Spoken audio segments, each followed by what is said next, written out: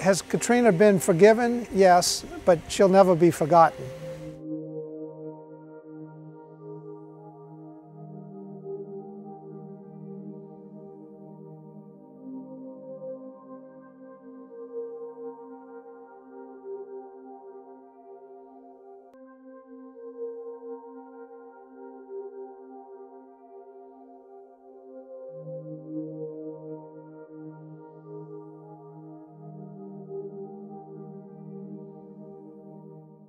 The rate of recovery is quite slow, and a lot of folks want to point the finger at government or government agencies, but the vastness of the destruction is just so big. It's I don't think anybody, including FEMA and some of these other large agencies, expected this amount of destruction.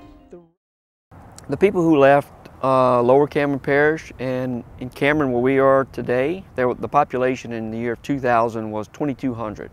Today we're at about 400. So they lost 80% of that population. We don't have a lot of retail businesses. We don't have a grocery store here. 2 small restaurants. Folks that are here, they've got a plan for grocery shopping trips when they go into town, whether it's in Lake Charles or wherever they go.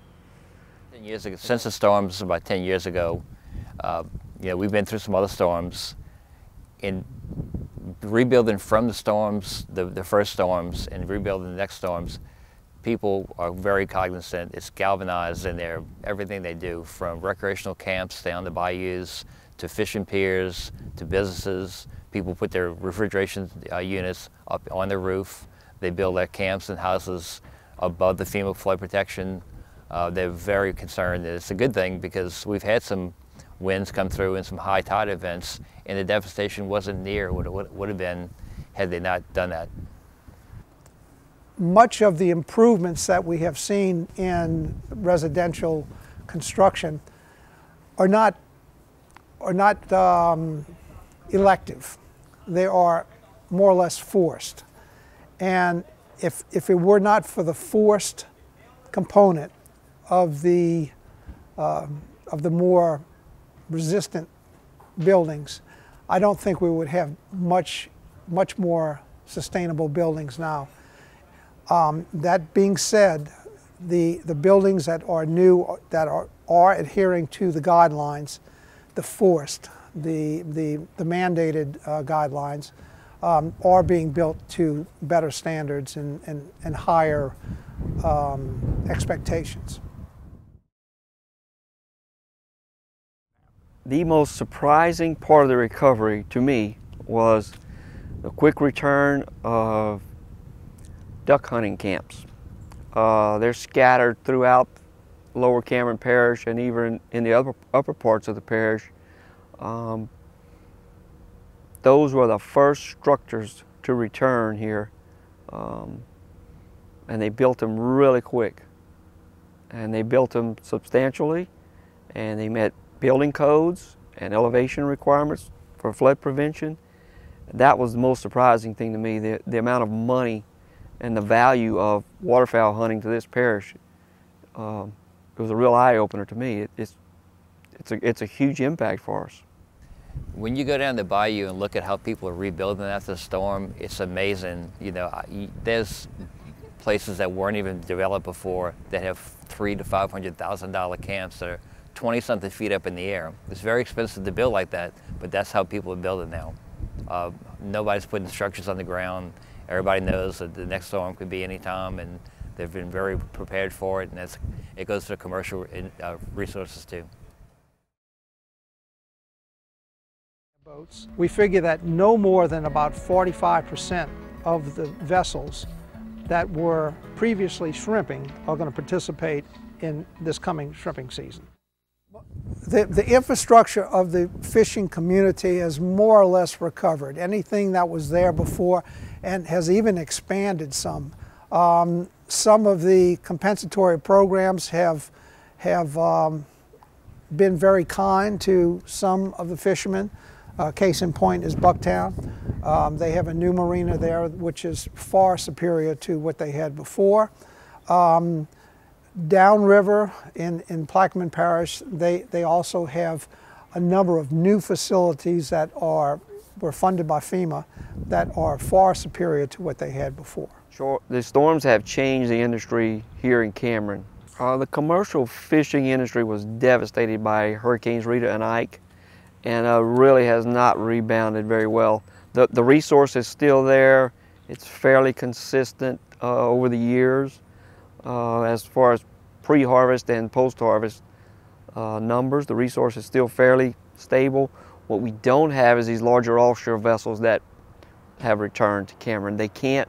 We've got no docking facilities. We're very limited on service companies for that commercial fishing industry. Those that provide fuel, ice, wharfage, and those kind of services have just not returned. The fisheries infrastructure has been rebuilt since the storm. It's still spotty.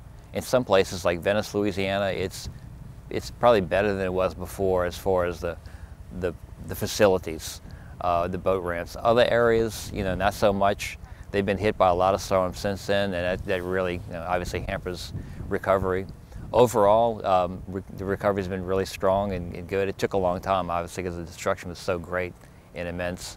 But communities like Shell Beach and Wyclawski and Venice and Port Sulphur, where you saw just bundles of boats on the water, they're all back up and running and thriving. The day before Katrina, my father died, so we had to rally, my brothers and I had to rally and get back into the footprint of Katrina to bury our father, because he was at the funeral home in the cooler, and so we had to put him in the ground. So I hurried up and I went back to bury my father, and then I went back to our evacuation spot, which was Jackson, Mississippi.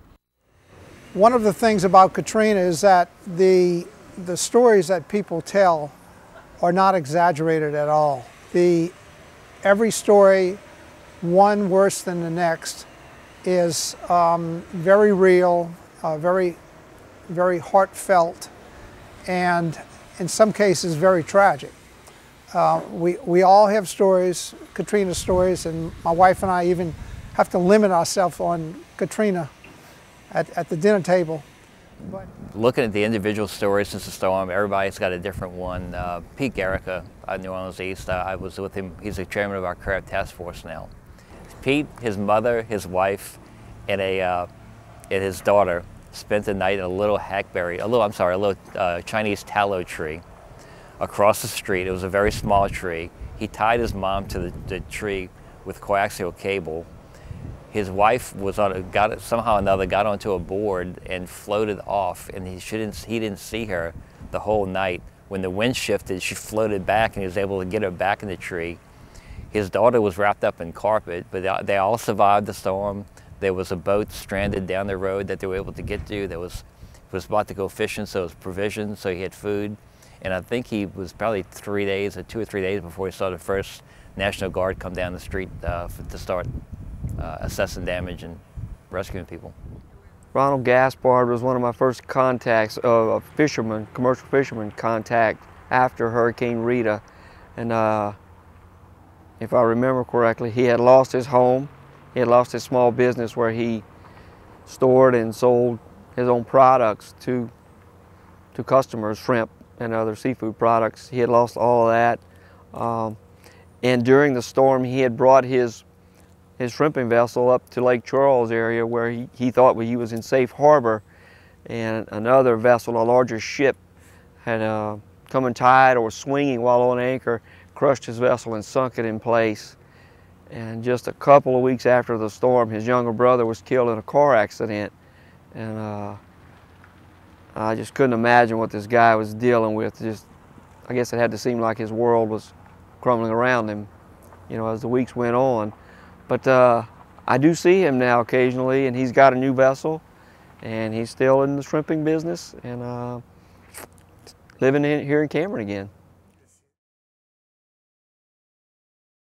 The last couple of weeks, I think I've probably been less optimistic than I've been for a while, because the pace of things that aren't happening, and as you can see just looking around, there's just so many different aspects to get one port back up, one fisheries dock, much less a parish, recover the boats, the houses, So I mean, it's just, I'm probably, more pessimistic now than I was a month or two ago. Yes. Having gone through the storm 10 years ago and having the investment of the federal and state funds that we've had here to rebuild a system of levee protection, of storm surge barriers, has put us in a much stronger position for the next storm. Having said that, you can never prepare for you don't never want to prepare for the last storm, because no two storms are alike. The threats come in different angles.